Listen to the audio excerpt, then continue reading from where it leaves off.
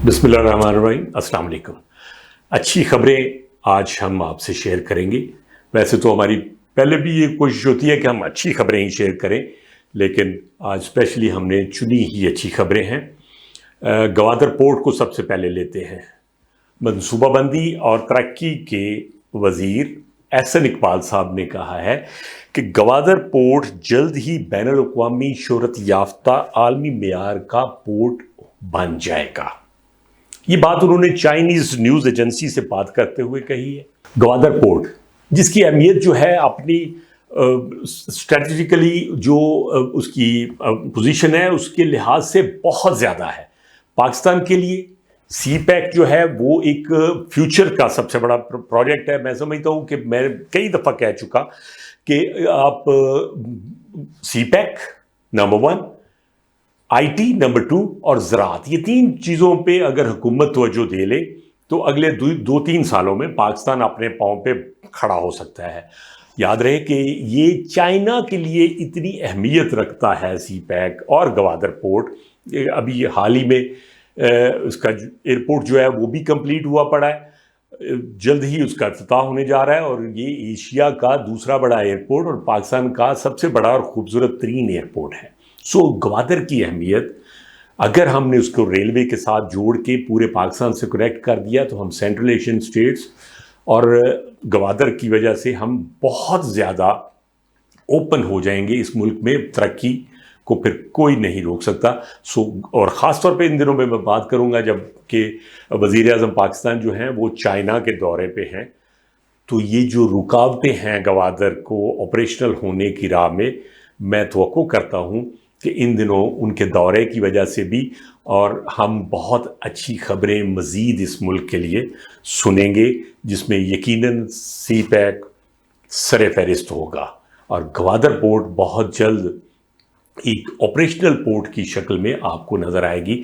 और गवादर में real estate और बाकी बिजनेस जिसमें बहुत गुंजाइश है। आप यकीन करें कि गवादर अगर एक दफ़ा अपनी असल हालत में ऑपरेशनल हो जाए तो पाकिस्तान के लिए कई दरवाजे खुलेंगे तरक्की के। दूसरी अच्छी खबर वो कांग्रेस का इंडिया में इलेक्शन जीतना और बीजेपी का हारना। कांग्रेस समाजवादी पार्टी के साथ मिलकर इस वक्त लग रहा है कि इस पोजीशन में, अभी रिजल्ट्स तो आ रहे हैं लेकिन लग रहा है कि कांग्रेस जो है वो गवर्नमेंट बनाने में कामयाब हो जाएगी। इस तरह मोदी की गवर्नमेंट का जो बीजेपी और बीजेपी की गवर्नमेंट का खात्मा होगा। और मैं समझता हूँ कि ये इंडिया का एक सेकुलर चेहरा बाहर आएगा। इससे पहले जो तशद्दुद, जो जुल्म, जो जबर अक़लियतों पर इंडिया में हिंदुओं ने ख़ास तौर पे रखा, और ख़ास तौर पे मैं स्पेशली ये बात कहूँगा, मैं सब हिंदुओं की बात नहीं कर रहा, लेकिन ये जो शिद्दत पसंद हिंदू हैं जिनके लीडर जो हैं वो मोदी जी थे, तो ये एक खुश आइन बात है क्योंकि भारत हमारा हमसाया है। और मैं कांग्रेस की वजह से ये तवक्को भी करूँगा कि कांग्रेस के आने से पाकिस्तान और इंडिया के और भारत के जो ताल्लुकात हैं ये पहले से बेहतर होंगे। हमारा आपस में ट्रेड शुरू हो सकेगा, हम बेहतर तरीके से एक दूसरे के साथ चल सकेंगे, जो कि पिछली हुकूमत की सख्त पॉलिसियों की वजह से, रिजिडनेस की वजह से हम नहीं कर पाए थे। तो ये एक इंतहाई खुश आइंद बात है कि दुनिया का सबसे बड़ा इलेक्शन इंडिया का, और उसका जो फैसला है वो लोगों ने एक शिद्दत पसंद पार्टी को रिजेक्ट करके एक सेकुलर पार्टी को मुल्क का हुक्मरान बनाने का फैसला किया है, जो इंतहाई खुशाइंद है। और पाकिस्तान के लिए भी मैं समझता हूँ और तवक्को करता हूँ कि पाकिस्तान के लिए भी इसके असरात अच्छे होंगे। तीसरी और सबसे अहम खबर वो है बानी पीटीआई उनकी और शाह महमूद कुरैशी साहब की।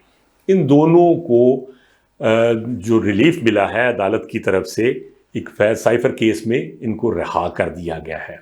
इससे पहले उन पे 10 साल की कैद का फैसला आया था, जो कि मैं समझता हूँ कि यकीनन ایک ایسا فیصلہ تھا جو ذہن کو ایکسیپٹ نہیں ہو رہا تھا، لیکن اب چونکہ ہائی کورٹ نے، اسلام آباد ہائی کورٹ نے وہ فیصلہ کالعدم قرار دیا ہے اور بانی پی ٹی آئی اور شاہ محمود قریشی کو اس کیس میں بری کر دیا ہے، تو یہ ایک خوشائند بات ہے اس لحاظ سے بھی، اس طرح بھی کہ پاکستان میں سیاسی استحکام آنا بہت ضروری ہے۔